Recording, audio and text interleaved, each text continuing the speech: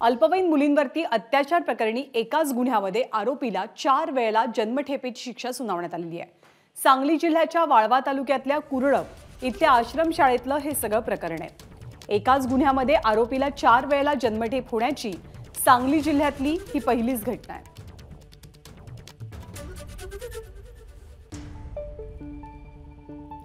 तर सांगलीमध्ये अल्पवयीन मुलींवरती अत्याचाराप्रकरणी एकाच गुन्ह्यात आरोपीला 4 वेळेला जन्मठेपेची शिक्षा सुनावली जाते। सांगली जिल्ह्यामधल्या वाळवा तालुक्या इथे कुरळपमधल्या एका आश्रमशाळेतलं हे सगळं प्रकरण होतं अत्याचाराचं आणि एकाच गुन्ह्यामध्ये आरोपीला 4 वेळेला जन्मठेप होण्याची सांगली जिल्ह्यामधली ही पहिलीच वेळ असल्याचं कळतंय।